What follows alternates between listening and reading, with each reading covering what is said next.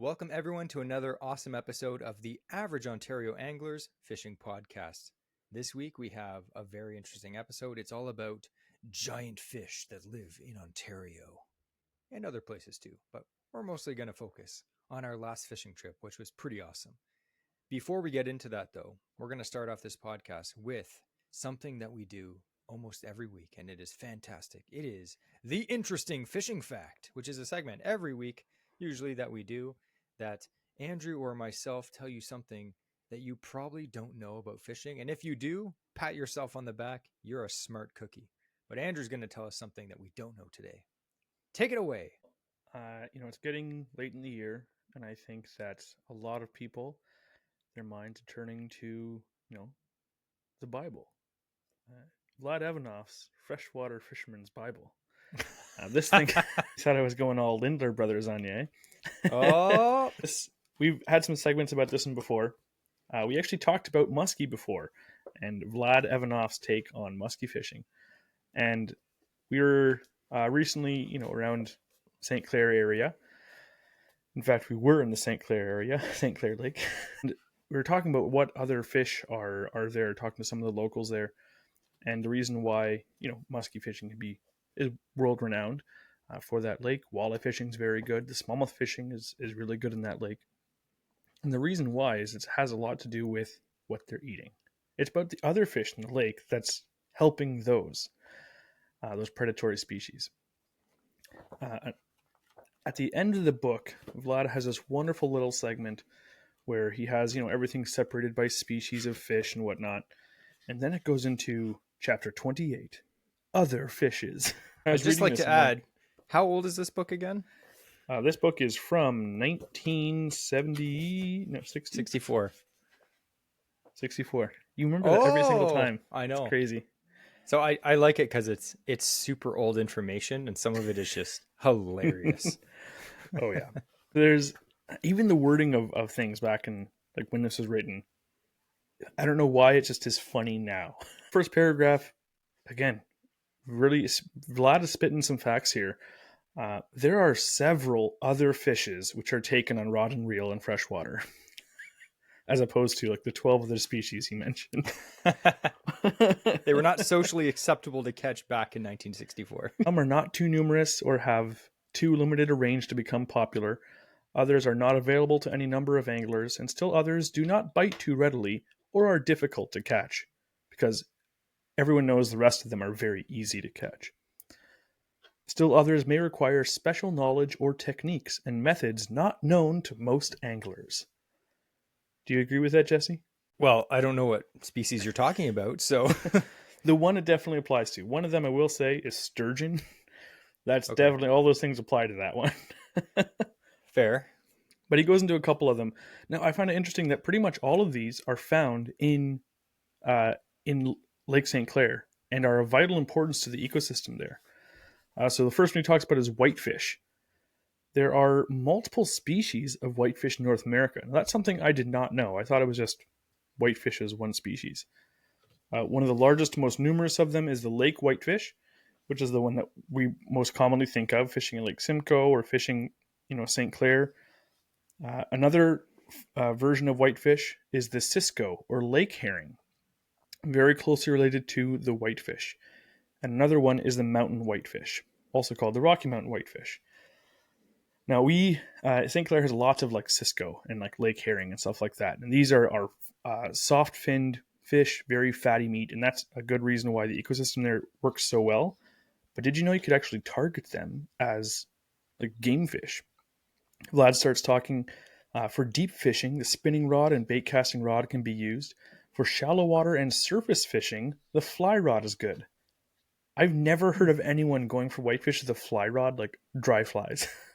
I mean, sure, it works. Vlad says so, therefore it does work.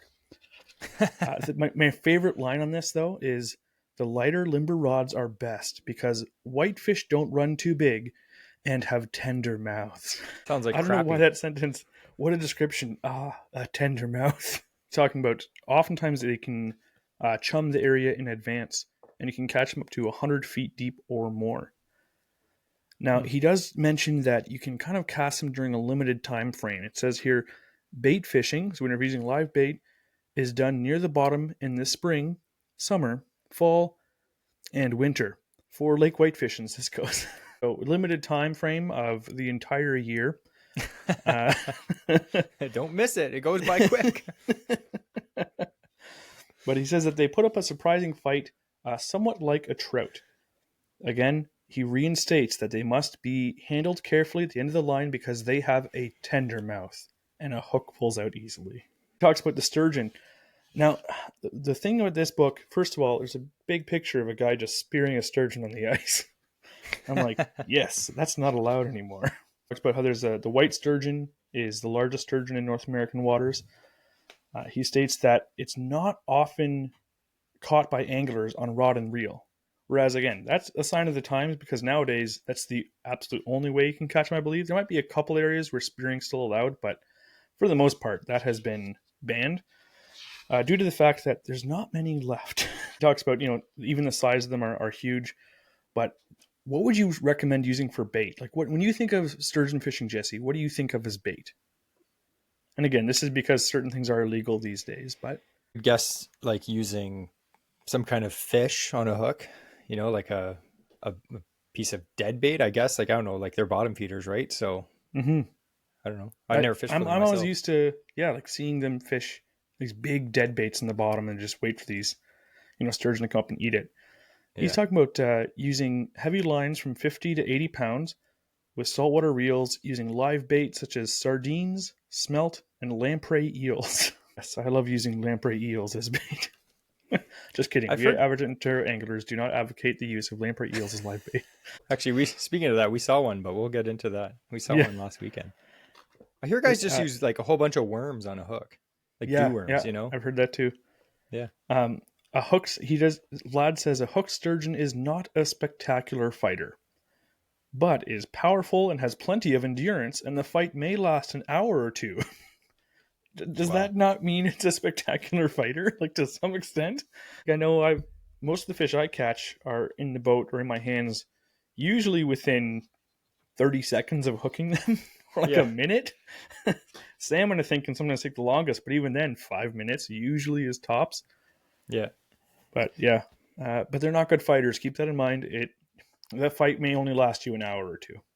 Does that interest you though? Like, I always watch these videos where they're fishing and they're fishing saltwater, they're fishing sturgeon, and they're fighting these fish for hours on end. Like, that to me, I mean, I'm sure it's cool, but it just doesn't interest me fighting a fish for like that long. It just seems like I would like to do so, but not on a regular basis because I feel I'd get destroyed. But I feel like the primal instinct of being able to like dominate over a beast, I think you'd feel like awesome after we're putting yourself through a workout like that. Yeah, fair enough. Other fish that he talks about is the American smelt.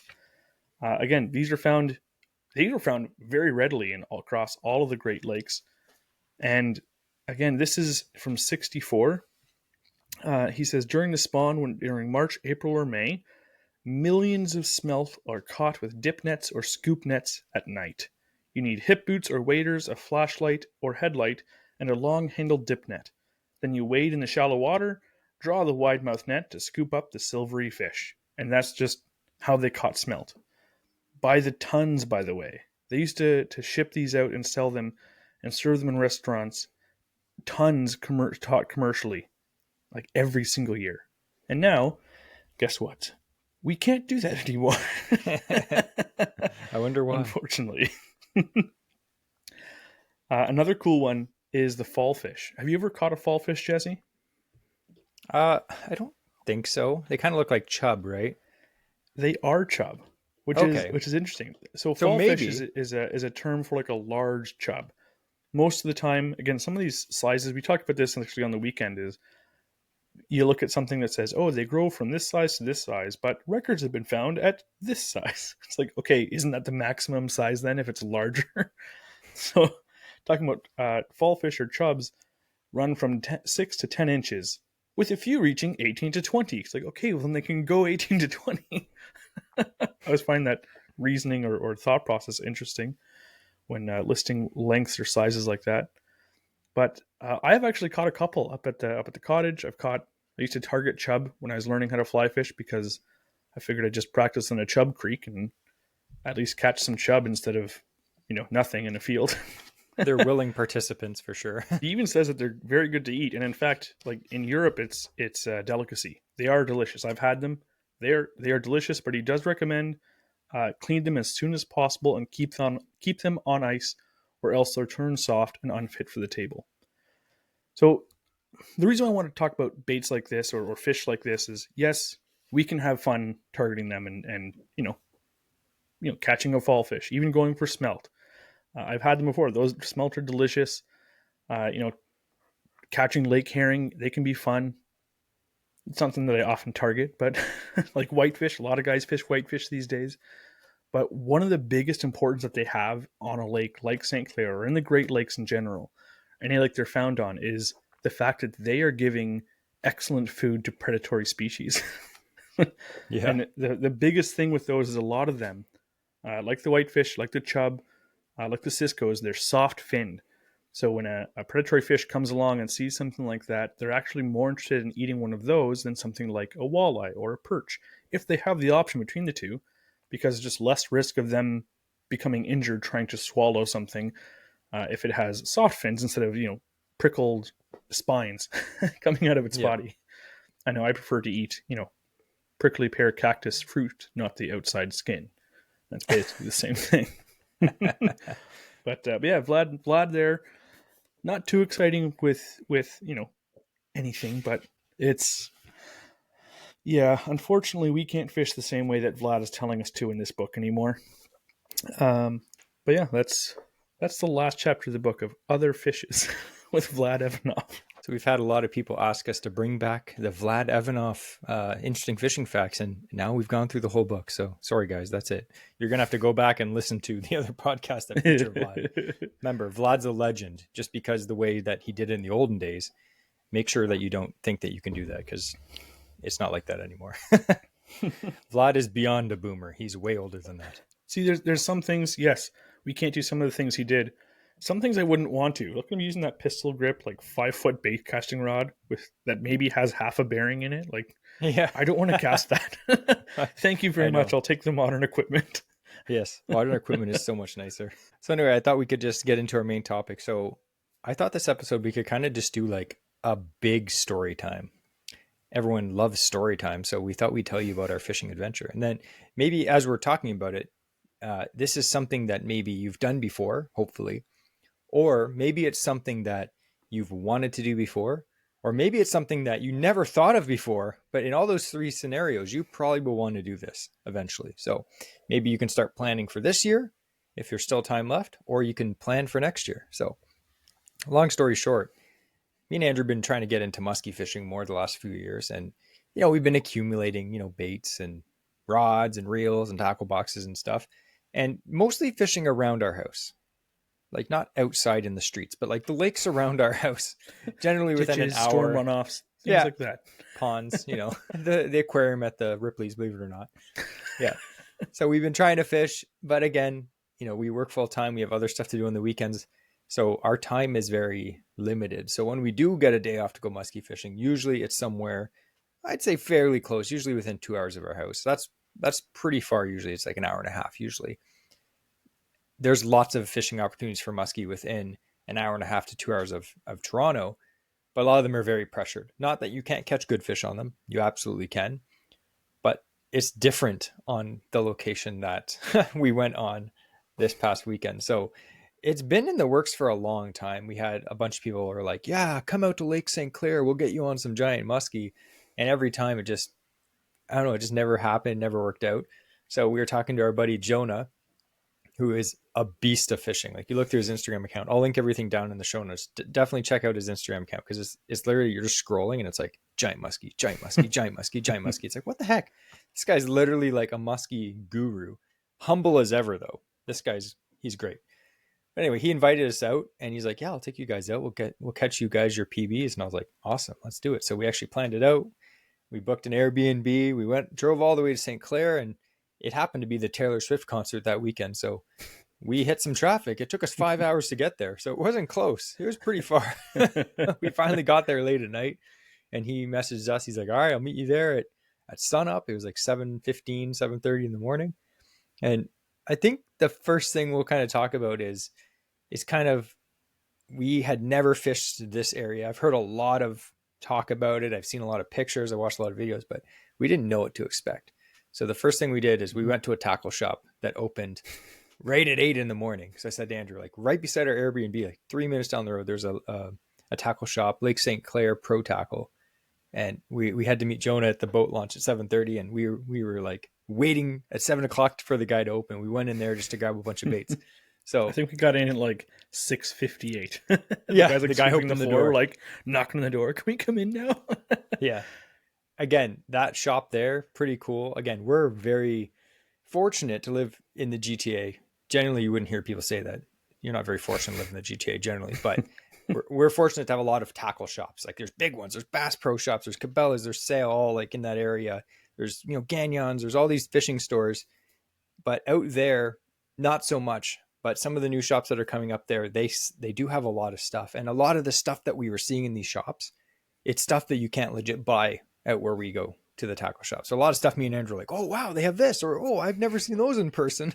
So what were some of the baits that you saw at that shop that you wanted to buy? We couldn't buy a lot of them because we already spent too much money. There was a lot of the Bondi baits, which was really cool because we'll see the odd one maybe at like Cabela's or something like that, but it's not really sold around here. Pretty much, like, part of the reason is a lot of guys it's not popular to fish those baits around on this side of the city, but out there, like, that's like like Bondi, he fishes Lake St. Clair, like that's his home turf, so it was cool to see pretty much the whole selection of his baits there was awesome. And it's stuff that I've never seen before, or even if I had, I've seen one or two colors. I'm like, this comes in 7 colors. It was pretty sweet.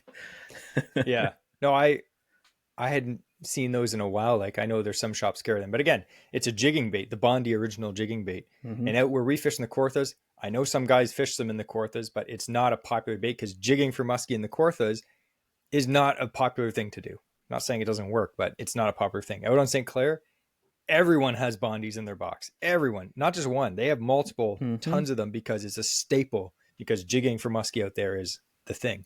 It's super effective. So it was cool to see all these different jigging baits that, again, if we go to our local shop, they don't have them. It's like, oh, that's cool. But they had tons of stuff. I wish we had more time to look around there. Yeah. But we had to get out fishing. So we they had a really good selection of, what were those, that 3-jointed bait that Berkeley used to be Sebile? Yeah, the Sebile. So it's the Berkeley Magic Swimmer, which it used to be the Sebile Magic Swimmer, which on St. Clair is like, some of the rivers where the muskie are going up, it's like a staple. Like, you need that bait in like Fire Tiger and hot colors. So I picked one of those up. We ended up not fishing Bell River, which is where that lure is apparently very, very effective, but I'll keep it for next year just in case. We ended up fishing the Detroit River, which is on the south end of Lake St. Clair. So just as a heads up, in case you don't know, Lake St. Clair is a little lake right near, if you're on the American side, right near Detroit. If you're on the Canadian side, right near Windsor. Now, it's about 3 hours from Toronto. And it basically is the lake that is in between Lake Erie and Lake Huron. So it's a very big lake. It is, I'd say it's definitely bigger. I don't know the exact size, but it's bigger than Lake Simcoe. So it's a sizable lake. The thing about Lake St. Clair is it's shallow. Mm-hmm. So there's lots of fish that live in it. Now, you may think, oh, don't you think deep water means bigger fish? Not necessarily. Some of the big lakes that you go up north fishing and it's like 150 feet in the middle, it's like, that's just dead water. There's nothing there. There's no fish swimming there, because unless they're just following bait fish around.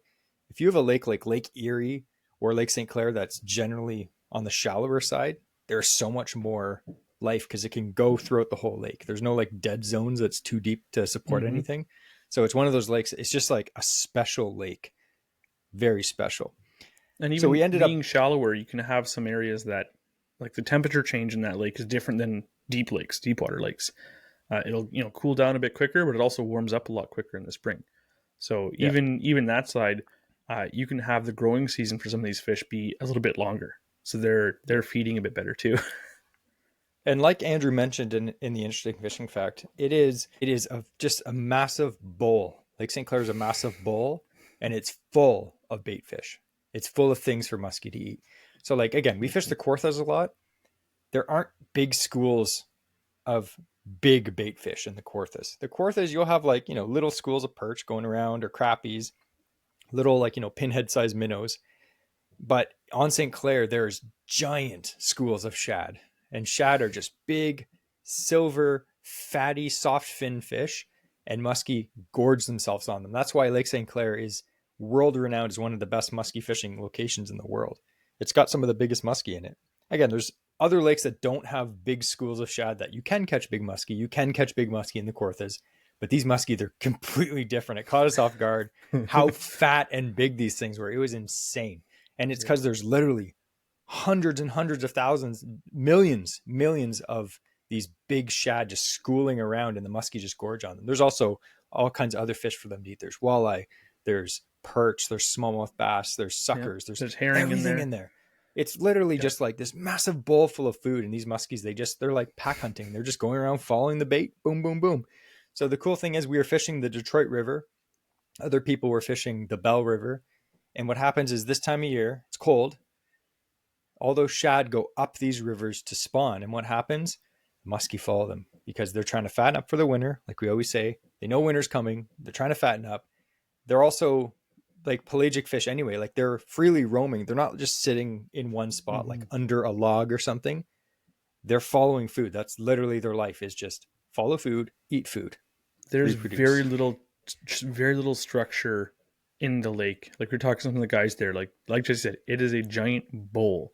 There's not huge drop offs. There's not, anything there's nothing that's really holding fish around. There are some like shoreline, yes, that will hold some of the bass, but a lot of the smallies are offshore. The muskies, they're offshore. Walleye, they're offshore. They're on maybe some humps or some shoals, but there's not a lot of those either. So they just congregate around these, like Jonah was saying, essentially the bait fish is the structure. When you have a giant school of Cisco, they just have a bunch of predator fish to just follow that around, because that's they're relating to is just, this is my feeding ground. Whereas, in the Kawarthas, you'll have fish relating to, hey, this weed bed, this is where, fish are hiding. This is where my food is. I'm relating to this. Out there, they don't have it. So they just relate to where the food is, which is just relating to being out and about in the water. So it's kind of bizarre. It's completely different than what Jesse and I are used to. Yeah. And we're going to compare a bit. And by Kawartha, I just mean like the area we fish. If you fish other areas, it might be different. But comparing St. Clair to Kawartha, it's a different world. Like I'm watching all these videos and seeing posts people fishing St. Clair, and it's insane. It doesn't make any sense to me that there's that many muskie, especially in the fall when they're going up the river. There's that many muskie in a small area, and they're fairly straightforward to catch. It's the fish at 10,000 casts, but literally on the river, I saw multiple fish being caught all day long. But you fish Kawarthas, and it's a grind to find fish and catch fish. And the odds of catching a big fish on St. Clair, is so much better than on the Kawarthas. Like I'm not saying 50 inchers don't get caught in the Kawarthas, because they do, but they're not the size and the availability of the ones that are on St. Clair. It's insane. So I think the cool thing about St. Clair, like we said, there's so much bait fish. And in the Kawarthas, the fish are a lot skinnier generally. I'm not saying you can't catch a fat one because they're out there, but a lot of them are skinny because food is hard to find there. You look in, say you're going up one of the Kawartha lakes, like Pigeon Lake, for instance, there's tons of muskie in there, but we've caught a lot of them in the river or the lake, and they're just snakes. They're skinny. Why is that? Well, they have to work hard. They're feeding on like rock bass, perch, smallmouth, like little smallmouth bass, little minnows, stuff like that. And it's hard for them. They have to actually like ambush these things and feed, like, spend a lot of energy catching these things to eat. But on St. Clair, there's these massive schools of large bait fish that is fatty. Not only are perch and other things spiny, but they're also less fatty than like shad. Shad are like fatty and really nutritious for them. Helps them gain weight and get fat. And yeah, like you said, the reason that fat is so important is because that is calories, right? Like you think of us as humans, if we're eating a bunch of vegetables, people do. Oftentimes, if they only eat vegetables, they're pretty skinny. Good for you. Yeah. If you're like me and you like eating cheeseburgers and fries and that stuff, guess what? You put on a bit of extra weight and you get chunky and you get plump. Yeah. But at the same time, and we're going to go into that too, like a little bit about how the fish like fought and stuff like that, a difference there. But when you have fish in the, let's say in a body of water that doesn't have a lot of high calorie food, they grow a little bit slower. They won't be as robust, plump, Yeah. um, Yep. but they have to take everything that they do and like, is it worth the effort to go here? Is it worth the effort to push myself and go for that meal? Whereas if you're on a lake where you have an excess amount of food that is giving you all the nutrients that you need constantly, you're like, yeah, I can just go for it. I can eat that big meal. I go wherever I want, and they just feed the whole time and they just grow the whole time. They're not really like ever at a deficit, unlike some other lakes. So it is a really special place for that. That's why the muskie there, are bigger in general. Yeah. And just kind of talking about the time of year that we went, the water when we went was still a bit warm. Like it's fall. Some of the other lake that we fished a few weeks ago, with fin, what was it? Fanatics? Finetics, or no, fin addiction. Yeah. Yeah, the other lake that we fished with fin addiction, the water temps were like 40, 41, something like that. And we Yeah. go to St. Clair and it's like 10 degrees warmer. It's like this. And they were all saying like, oh, why? Like the water's really warm for this time of year. I mean, like there's lots of things going on, like global warming, whatever you believe in, climate change in general. The water is warmer than it should be this time of year. And Mm-hmm. it's maybe happened for multiple times. Look at the ice fishing on Lake Simcoe. We're not getting the ice that we used to even 10 years ago. So like it's a warming trend.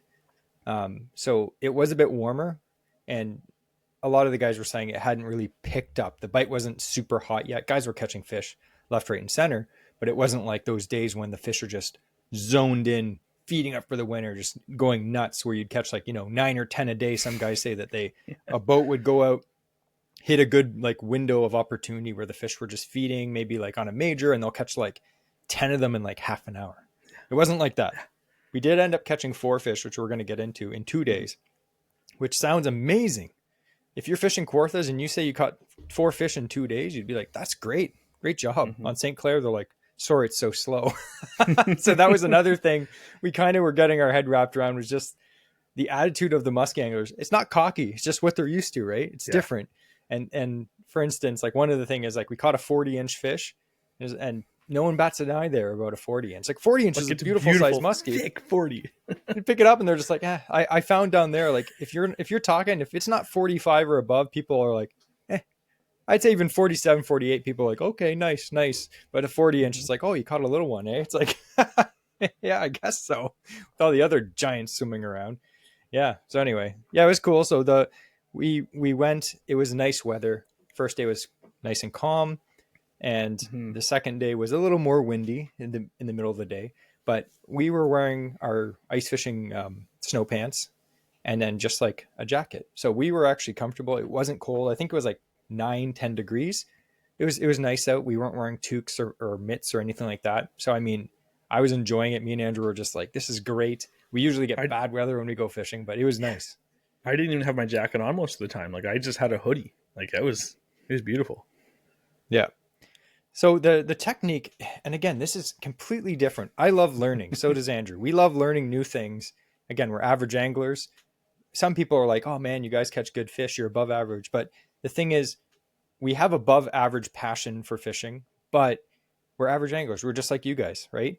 You may be listening to this and saying, oh, I'm better than average. Good for you. But let's be serious. No one is the best at anything. And I'm willing to learn and try new things. I love it. So we went out to St. Clair. It was a completely new experience for us. Just the way that you fish, completely new. And I loved every minute of it. It was crazy. So one of the cool things that we were doing is, because you're on a river, there's actually a lot of current. So why don't you explain, Andrew, what the technique was at the river? Because I thought it was pretty cool, and it generally worked pretty good with everyone. So is cool. Again, one thing to remember is it's a busy area. There's a lot of fish. So you have like 10, 15 boats, and there's current coming down from the lake out Detroit River. And that's the section that we were fishing. and you'd motor the boat up to the top of the current, like right kind of where the lake starts emptying into the river. And then you would just, with the trolling motor, kind of control your drift and just stay, fairway is offshore, and follow the shoreline all the way down until it starts to bend. And then you just, start up the motor, go back to the top. And it's not just you. Like, you're in a convoy of 10, 15 boats doing this exact same drift over and over and over. And it's, again, for that, like for us, that's completely different. We don't go musky fishing and like, I'm going to fish this one section all day 10 different times. Like, that's just not what we do. We move around. But as you drift down, guys are either casting or they're jigging. A lot of guys, they're live imaging. They're looking down and you can see your bait right in the bottom. It's like ice fishing while drifting. It was really, really cool. And you're sitting in the bottom, you start, ripping your Bondi baits. And then when you see, and Jonah had a live scope on his boat, and you'd see the muskie like all of a sudden appear in the zone. And you start like lifting the bait up, trying to get it out, trying to play keep away with it. And these fish, like, they're up to 50 inches or more, and you see them on the live scope. And I don't mean you see the blob like you might see a crappie or a bass. You see the head, like the tapered head. You see the dorsal fin. You see its back fin. You see its pectoral fins in the bottom. You'll see when it starts to turn, its fins are kind of like waving as it's swimming in and out of the cone. Like, you can see this fish moving. It's crazy. And it's very aggravating when you see it and it's not hitting your bait. Because 95% of the time they don't touch it. And I think we were talking about that with Jonah about live scope, and a lot of people are for it. They're like, it's a great tool. A lot of people are against live scope, and I can see both sides 100%. When it came to jigging, it was cool. Like Andrew said, you can see how the fish reacts to your bait, which can help you trigger a strike. On the other side of it, you don't need live scope at all to jig. You can literally just drop your bait to the bottom, reel in 3-4 feet, and then just jig. And believe me, you'll feel it when they hit it. So you don't need all that technology. It was very cool to see.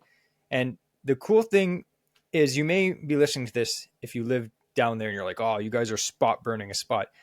This is not a spot burn at all, because St. Clair is known for insane musky fishing. If you Google it, they're going to tell you 2 spots to fish. We're talking about one of them. We're not telling you the exact spot where to go.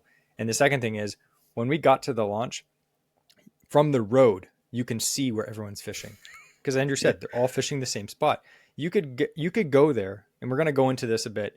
You could go there with no experience with a boat, but go with a boat, have no experience, don't know where to fish, don't know what to cast, nothing like that. You could go out there and fish the same area as everyone else, because that's where everyone is. It's not a secret, and go and catch a fish of a lifetime. And we're going to talk about that. So it's something it's something that the average angler can 100% do. This is like trophy fishing for huge trophy muskie, and you don't need to be like the most skilled muskie guru to do it. And if you don't have a boat, there's tons of shore access. Guys caught 50 inches from shore when we were there. You don't need to have a boat. It would be cool to have a boat, because being on a boat's awesome. But yeah, So I thought we could talk about some of the baits that we were using. And I thought we could talk first about jigging, like Andrew mentioned, because down there, jigging is the deal. So one of the baits I bought at Lake St. Clair Pro Tackle was just the Bondi bait original, which is a jigging bait. And then you may think, oh, what does it look like if you've never seen one? To describe it to you, it is literally a slab of plastic that does not resemble a fish at all. It's literally it looks like a plastic chicken strip with one blade on the back and 2 hooks on the bottom. It just looks like a slab of plastic with a blade on the back. And the thing is that I like about John Bondi and Bondi baits is his baits are so utilitarian. He's like making baits that literally look like nothing, but they look enough like a fish. It's simple. They're budget priced. They're not overpriced. They're just like, they're tools to catch fish. It looks like if you blurred your eyes and looked at it fast, you'd think it was a fish. Fish are not in this water that's slightly murky. They're not like, oh, that doesn't have a scale pattern on it. No, like it's a blob of white. It looks like a shad, has a little tail on the back, a blade that's whipping around. It's got 2 sharp hooks on the bottom. That's all you need. So I picked up, and it's trying to get away. Bite. Exactly. We give fish way too much credit for being like geniuses. They're not. They're going to react to the lure that you're doing if you do it correctly, and hopefully get them to bite. So what color did you get, Andrew? I got it's like a gold brown color, kind of like I maybe you'd call it like a carp color, I guess, ish. Like Yeah. again, it's not really a pattern. It's like a brownish plastic with gold flake in it. Yeah, it looked good. And then I got the classic pearl white version, which is very popular. The reason that I'm not showing you this is because sadly the second day I snagged the bottom and I lost it. Otherwise I'd be showing you guys, but they're very cool baits. And again, I actually want to pick up another one and Mm-hmm. try it in the lakes that we normally fish. There's a few spots in some of the Kawartha lakes that I'm like, I absolutely would try that there for sure.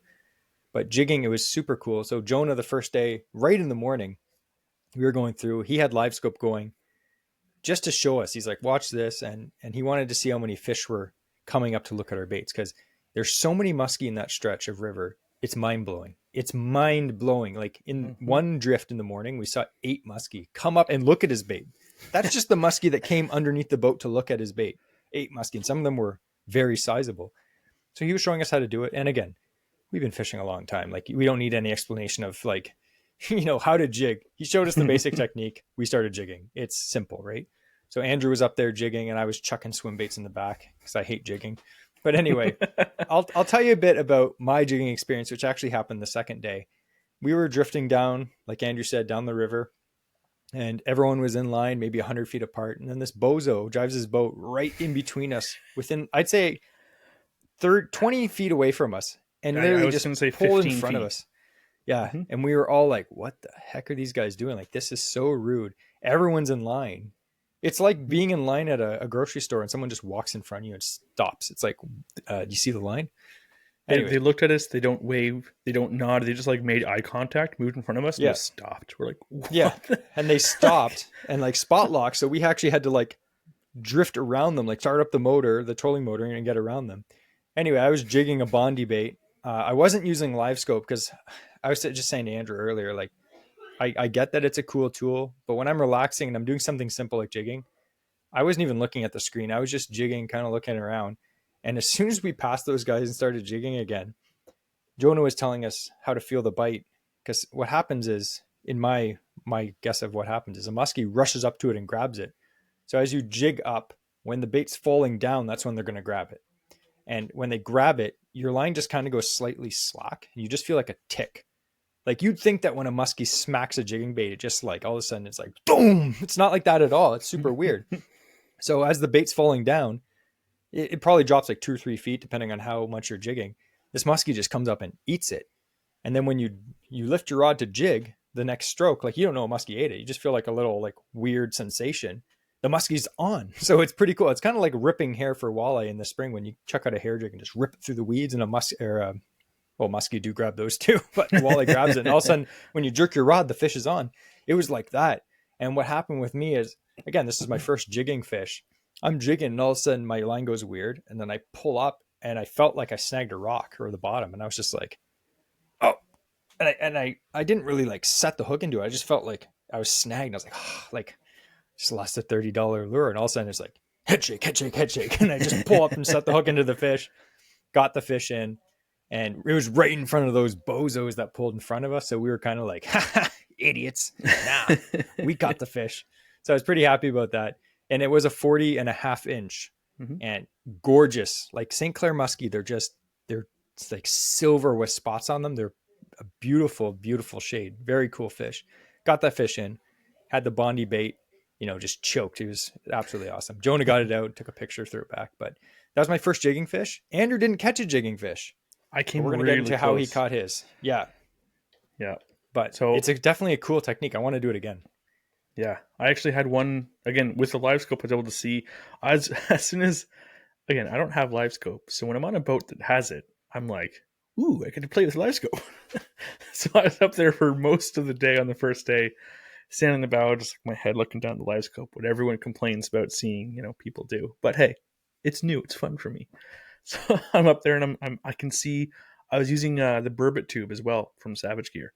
I was using that as well, and you can see, like, when you have it dialed in just right, you see your tube, you see the tendrils off the back, you see the blade in the back, you see your leader, you see the swivel above your line, you see everything on it. And then you see these fish like come into view. And I had one, it was taking up like 3 full cells on, and each cell is, 2 feet or 3 feet, whatever the depth is showing. Yeah. And this big muskie, like it had to have been at least 50 plus, because it was taking up so much of that screen. I had that thing follow it all the way up to the bottom of the boat. Then I dropped the bait back down, followed all the way back down, back up, and you could see like on the live scope, like it was touching the blade on the back of this tube, and it just wouldn't Just commit. tasting it. It was so frustrating. Like me and Jonah were like freaking out on the front deck. We're like, "Come on, go, go, go!" Like just waiting for it. But like I said, live scope it's a cool tool, but it can also lead to a lot of frustration. Yeah. And meanwhile, Jesse wasn't using it, and he caught. So hey, Yeah. Again, if I was jigging, I wouldn't even use live scope myself. I would rather just, not break my neck and just look forward and just jig, because it's cool to see the reaction, but it's a pretty penny that you have to spend to see that. But jigging is cool. And again, there's lots of jigging baits you can use. The Bondi original, that's like a classic down there. You can also jig tubes. Like Andrew's using that new Savage Gear burbot tube, which was another popular jigging bait. I tried jigging some, Water Wolf Gator tubes. There's tons of jigging baits that you can get. Again, they're all simple. They pretty much all do the same thing. They just go up and down. They look delicious, and that's it. So unfortunately, like I said, the next day I actually lost my tube. I'm pretty sure I snagged a car. Like the Detroit River's kind of sketchy. I'm pretty sure I snagged like a door frame or something. I'm not sure, but I lost it, unfortunately. So that's one technique. And again, we're not experts. We're just telling you what we did. And the next technique was chucking swim baits. And the part of that Andrew's going to tell you about his catch, this is the main thing that annoys me the most. All day, I know Andrew likes live scope. I'm not all for it. So I said to him, you go on the front of the boat with Jonah, you guys live scope and jig. I don't care. I'm going to chuck swim baits all day. And I got one of the new solid body Shadzillas from Mike at Waterwolf Lures. We were lucky enough to get 2 before they were for sale, which again, we appreciate because we caught fish on them. Thank you, Mike. Yeah. So I was chucking that all day, the first day, all day. I was letting Andrew live scope at the front of the boat, and it got to the end of the day, and he was like, you know what? I want to try jigging a bit. So I went to the front of the boat. Andrew ties on a swim bait, goes to the back of the boat, starts casting, and he catches what he'll tell you next. Literally after all day of me chucking. I wanted to get a for jig 5 fish. minutes. I really wanted a jig fish. Yeah. It's funny. We talked to a couple guys that are on the water, and like, hey, what are you catching them on today? And they're like everyone's catching it just on straight retrieve baits, not on jigs. That was the day. So I'm like, okay, fine. We've been fishing. How long was it? 6-7 hours at that point in time? 6-7 hours by then, yeah. And I'm like, all right, I'll stop jigging finally then. But to add to that, Jonah did catch a jigging fish in the first day, right in the morning. So we're kind of like, yeah. Yeah. So I tie on the Shadzilla solid body Fire Tiger, and I start casting, and in about 10-15 minutes, again, it's what Jonah has said is you're going to be reeling in. You're going to feel like you just ticked a weed or something. It's like, if you feel anything, just set the hook. And yeah, that's fair. That's what I do with, when I'm fishing chatterbaits or whatever. Sometimes the fish there, most of the time there's not. So I'm casting in towards shore, and all of a sudden I feel like a tick. I'm like, all right. It's odd because I was doing straight retrieve and now I have a bit of slack in the line, but who knows, maybe whatever happened. So I reel in the foot of slack that I have, and I put my thumb on the spool and I just set the hook. All of a sudden, it just doesn't move, and I think, oh, I'm snagged. But like a half second later, or a fraction of a second later, I feel the spool underneath my thumb just like rotate half a turn forward. I'm like, okay, something just shook its head. Like it moved, but it didn't really like run or anything yet. So I'm like, I tell the guys like, I got one. Jesse, right away is trying to get the camera set up. So we have a bit of footage of the end of the fight as well on Instagram right now. And this fish, I'm like, this is a big fish, guys. I got my rod. I'm trying to pull it in. Jonah's getting the net ready. And then all of a sudden, I'm like, I see this big muskie start swimming directly to the trolling motor. And I'm like, oh no, I am not about to lose this fish. This is absolutely going to be my PB. My last one was 42 inches. This is bigger, guaranteed. And it starts swimming towards me. So I could just kind of run forward and pull my rod as far out the front as possible just to turn the muskie's head away from that trolling motor. Thankfully, I did. It got away just enough. Jonah's now like in front of me. I've kind of shoved him bits. The net gets caught. So he's working on getting that, untangled, while I'm just hoping this fish doesn't snap my line or something stupid. And then it rises to the side of the boat, and that's when Jonah and Jesse finally see like the size of it, and they're like, "Oh, that might be a 50. It's a big one." Yeah, it was giant. So yeah. I'm I'm excited, yes, but I'm just so focused. I'm like, don't mess up, don't mess up, don't mess up, don't do something stupid. So I didn't want to horse it in, but we got it up. It had the shedzilla completely in its mouth, like it was choked. Both hooks, the whole thing was pretty much invisible, like in the thing's mouth. Yeah. And I pulled it in. Jonah, awesome net job. We scooped it. We bumped it, and it was 50.5 inches. Giant. Absolutely my new PB. Yeah. I as soon as we caught it, like I just almost collapsed to the deck. Oh yeah, he was so shaking, excited. Man. Oh man, it was mind blowing.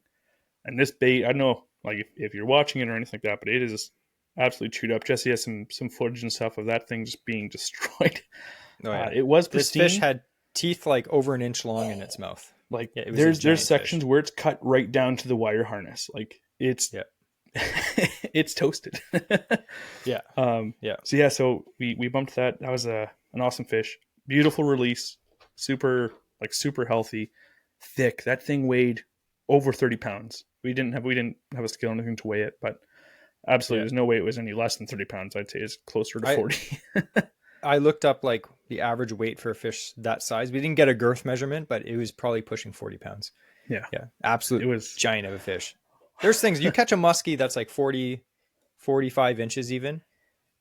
That's a nice fish. You hit like 47, 48. That's a giant fish. Once you hit that 50 mark, not only is that the mark that every muskie angler is trying hard to hit, but those fish just get huge at that point. Like this thing's head. It was a head. It was huge. It looked like its mouth open. You could literally fit both your hands in it. It was terrifying when he was getting the hook out of its mouth. And it gets to that point when I finally realized why hardcore muskie guys are like talking so much about safety. They're like, you catch 40, 42, 44 inch muskie. It's like, okay, they start getting big around 44. But that fish, it was a struggle. I was watching Andrew like try to grab it in the right way. And this fish was just like shaking its body. And Andrew was having a hard time holding it. Yeah. And you got your hands up and, near its teeth. And it's just like, oh, so many sketchy things could happen. Yeah. Thankfully, Jonah's the only one that got cut. Yeah.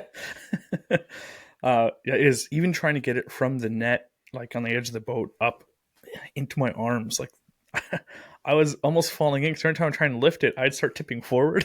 So like, I don't want to fall into this water. So there's a few times I'm trying to like stretch my body out just so I can kind of counterbalance trying to pull this thing up. But yeah, absolutely, it was giant. Like I'd never experienced it before when like to hold a muskie, like the most common way you'll see is you'll put your hand just underneath the gill plate, not in the gills, just under the gill plate, just on the outside. And there's kind of like a groove you can kind of fit your hand in. So you're away from the teeth that are inside the mouth and you're away from the gill raker. Then you kind of cradle it under its belly closer to the back end. You can hold it safely where it's not separating its spine and stuff like that. I've never had a muskie where I slid my hand underneath that gill plate and I had like a pool cue to grab onto of like that jawbone at the bottom of the gill plate. Like that was a good grip. But it's one of those things where you can grip it, and Jonah's like, just be careful, because if that thing rolls on you, it'll break your fingers. Like it's happened to him. So it's like, yeah, absolutely. You think, oh, I got a good grip, but you can't control something of that muscle, like that power. So if he's, there's a couple times I'm trying to grab it, I just had to let go and let it roll in the net a couple times because I couldn't. Yeah, I'm not about to try and tame the beast. Just catch it. So. Again, Andrew using... I just want to take some pictures of you. Serial killer. So to kind of wrap the trip up, so Jonah caught a nice jigging fish the first day. Andrew caught that giant 50.5 inch the second day. Mm-hmm. And then... No, that was the first day still. Oh, the first day. And then the second day, I caught that 40.5 inch. And then the second day, Andrew also caught, what was it? 40 inch, 39, 40 inch, something 39, like that. 39 and something. Similar size, yeah. Again, another beautiful fish on the Shadzilla Junior again. And I know we talked about that last week. I am 100%. I forgot to ask Mike, but Mike's 100% down. We're going to do a giveaway. Not this year. We're going to do a giveaway next year. We're actually we'll talk a bit about how we're restructuring the podcast in a future episode, but there is going to be massive changes for 2025. It's going to be uber educational.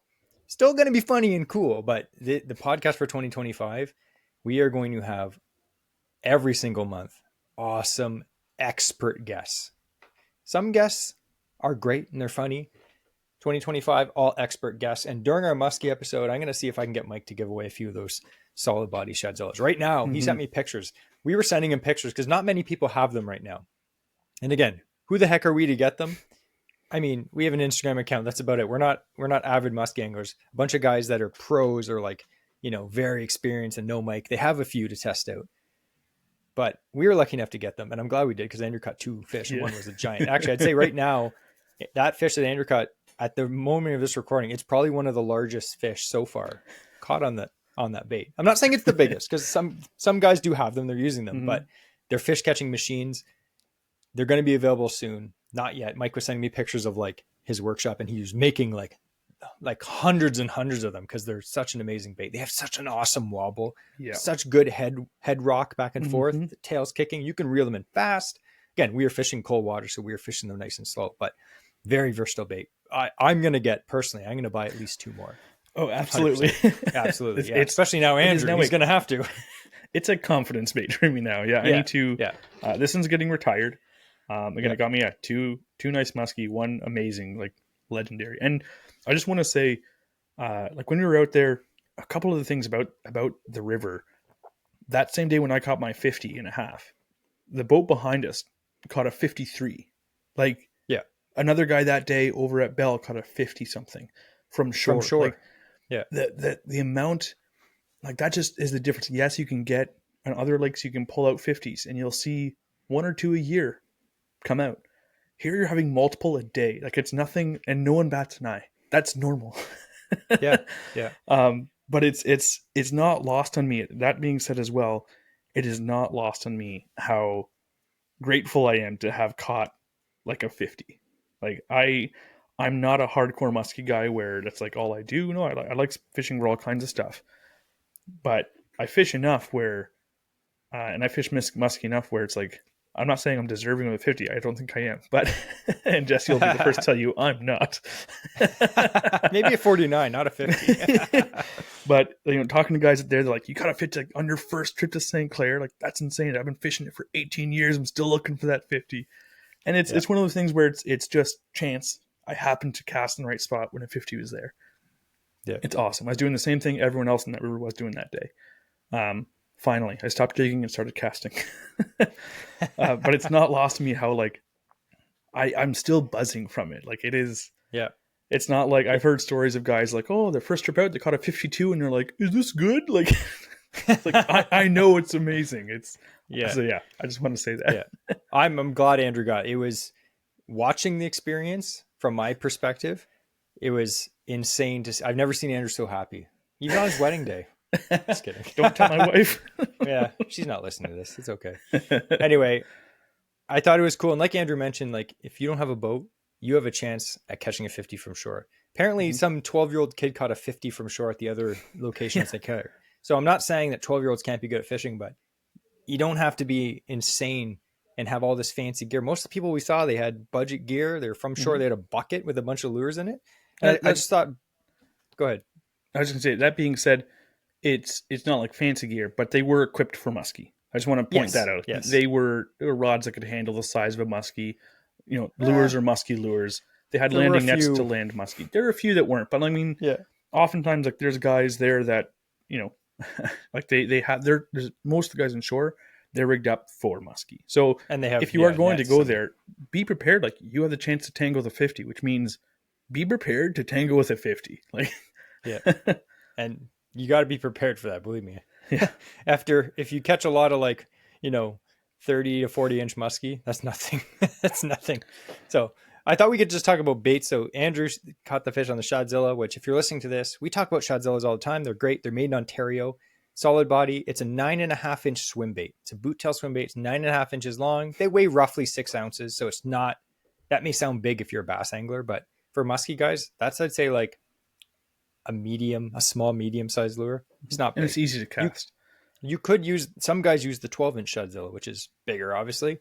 But most of the people that I was talking to, they just use that size. Another very popular bait down there is the Restless Rider, which is a swim bait with a big curly fin on the back. And they're usually, because it's funny because we fish Kawarthas and generally use natural colors for muskie. But out there, it's like sherbet, chartreuse with dots, monkey pie, like all their names for the stupid musky lures. And they're all like, is monkey pie an actual No, color? I just made that up. That should be, we should make a special custom color called monkey pie now. Yeah. And like this stuff is, all the stores out there have them because the Restless Rider is like one of the most popular baits out there. Another one that I actually had the second day, I had a fish in the figure eight grab my lure, but it just nipped the back so I didn't hook it, was the Royal Orba. This is the regular size. I actually put 2 different colored blades on the back. So I have a chartreuse blade and a copper blade just to try to show them something different.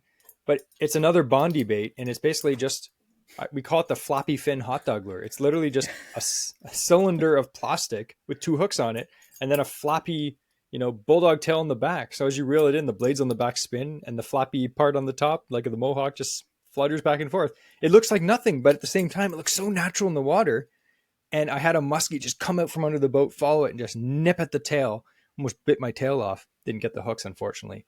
But a lot of guys were chucking those. And like we said before, it's just a big, there's different colors, but I was using white. A lot of the guys had white ones. It's just a big, bright, natural looking bait that the muskie they love.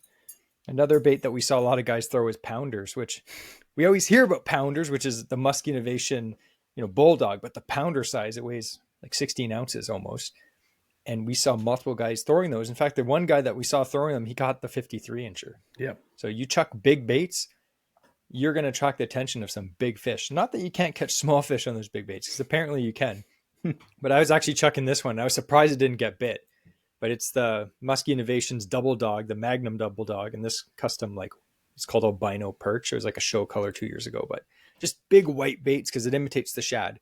But as Andrew showed, he caught his fish on Fire Tiger. It's bright colors there. Whites, chartreuse, fire tigers. And those are the colors that produce. It was so different than fishing the Kawarthas, like so different in every way. And if you haven't followed us on Instagram, if you have Instagram, make sure you check it out or go on our YouTube channel. I think I put a short up about Andrew's muskie catch. I got some footage of Andrew catching the muskie on 360 cam. We got some underwater footage. Definitely check it out. It's cool to watch. Like the energy in that video, just Andrew stoked. Me and Andrew are very different. When I caught my PB, I was just like, that was awesome. He was just like shaking. It was also a much larger fish, but he was like, I just need to sit down for a second. I'm like, all right, I just keep casting, try to catch the same fish. Yeah. Stretch it out by a 1/4 inch. After we got the photos and stuff, I had to calm down. It's in the net. Just take a little breath, then pull it out and get it ready to show for the photos. But there was a couple times, or after we released it, I'm just like, Jesse, you guys keep fishing, keep the drift. I just sat down. I had some coffee. I poured from the thermos.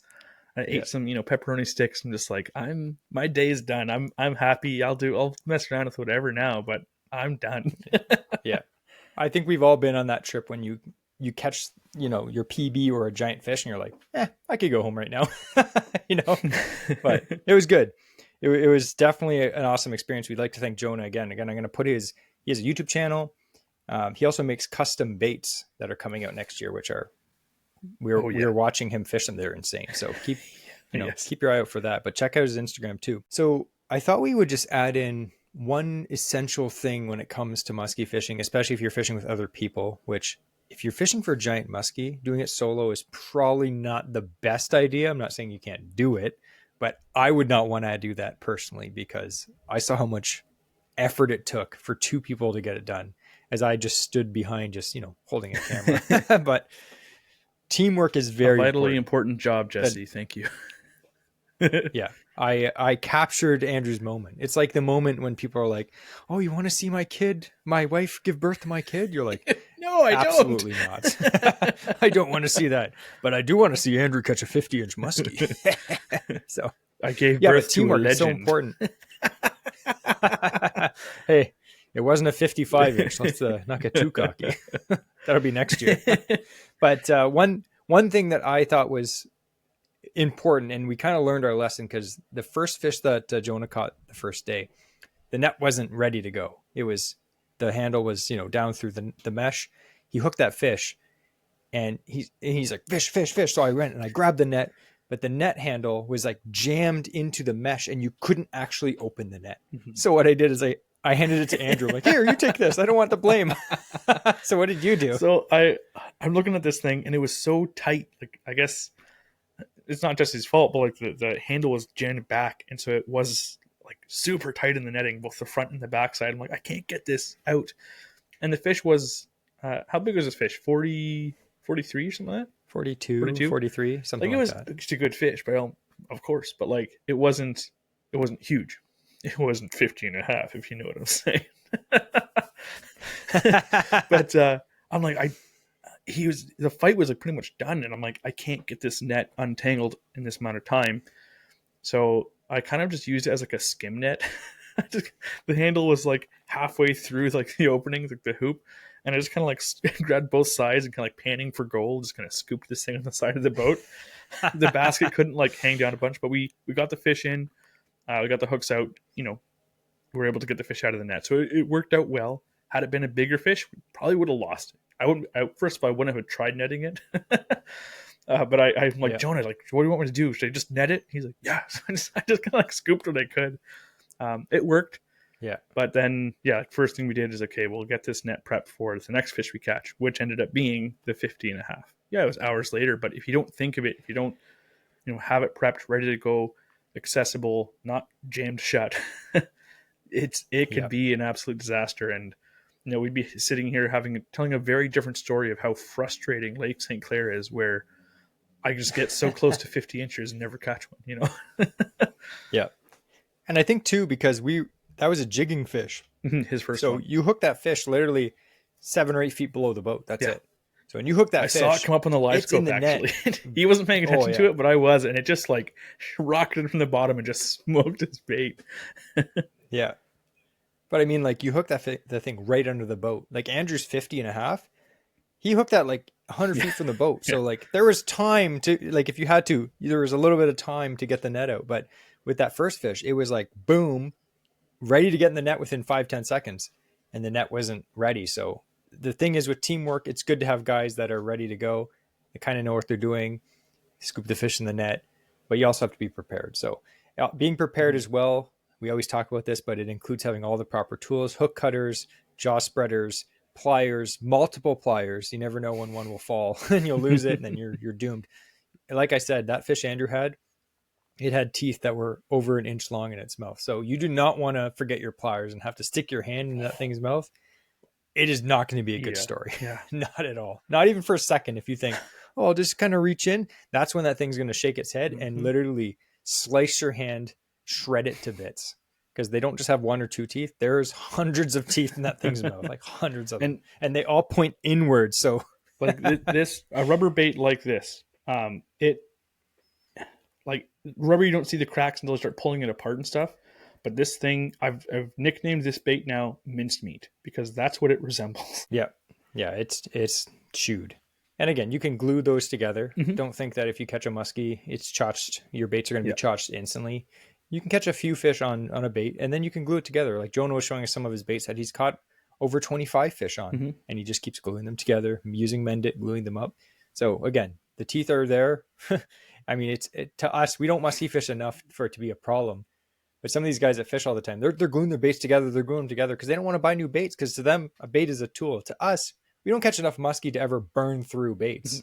We're just like, oh, this had teeth marks in it. I'm going to put this on the wall and buy a new one. But these guys that fish all the time, baits are just tools to them. They get all chewed up. They get super glued. They glue them back together, and they just keep using them, So it's definitely cool. Anyway, this was a cool episode. I thought it would be cool to have like a big story time. Again, this is an experience that's super new to us. If you live out there, this is a normal day for you. Maybe not catching a 50-inch, but you probably have if you live down there.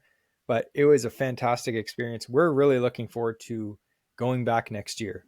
In fact, it's some place that I would even go on a weekend trip and just fish from shore. We saw enough people there catch giant fish from shore. Or we heard people that were fishing in different areas along the river, the other river too. and they were catching giant fish from shore. And all you need is a rod, a reel, a bunch of baits. Not even a lot. You could have like 2 or 3 baits and a net. That's it. And a bump board if you want to see how long it was, and pliers and tools and stuff. But like you can literally go down there. You don't need a boat. It was fantastic. I'm looking forward to next year. I got to catch a bigger one than Andrew one of these days. It's funny. As a little aside, I've held between Jesse and I've held like the largest muskie record. Not that it was impressive before. It was 42 inches. And Jesse was like the first year we ever went, I caught a 39, and then the next year I caught a 40, and then the next year I caught a 42. And every year, like Jesse would like break it, but I'd break it by another half inch or whatever. So then Jesse last week, we were fishing again with on Moira there with the guides with Jen, and we had Jesse caught his 44. And it's like, hey, yeah, finally, I beat you. I'm like, all right, awesome. Next week we go to St. Clair and I just smash it with a 50 and a half, and it's like, oh, I do feel bad for Jesse, because Jesse puts a lot more time on the water for muskie especially than me. So, but yeah, it's kind of nice to have like one species that can hold over him, because he's got me beat in like every other one. Yeah, but it just goes to show you like how insane St. Clair is. Like you could fish your whole life in the Kawarthas, not catch a 50.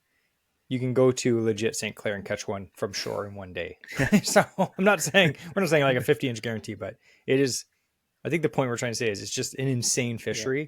If you've never fished it before, definitely give it a go. And again, it was a bit of a drive for us. It was 4 or 5 hours, but even if it was 10 hours, I'd do more days than just the weekend, but I would definitely even drive for that because it's world class. Again, where are the best places to fish for muskie, where there's a lot of big fish? You're looking at St. Clair, Georgian Bay, the St. Lawrence, the Ottawa River, all just big bodies of water with lots of food. So pick one of those and just start casting a 9.5-inch Shadzilla and Fire Tiger, and you're sure to catch a fish. At least that's what worked for Andrew. So anyway, we thought this was a cool episode, story time. Again, this year is coming close to an end. We're almost up to December, which is exciting because, as we mentioned before, we're going to get into it in a future podcast. We are reformatting the podcast almost completely. It's going to be very different for a better reason. There's going to be a lot more educational content coming your way from very, very experienced guides and professional anglers. So it's going to be very awesome. But before we end this episode, we are going to, as tradition states, have the quote of the week. And to handle that, we have the man with the mustache and the beard, Andrew. If you plan to catch a 50-inch, be sure to bring a big old winch.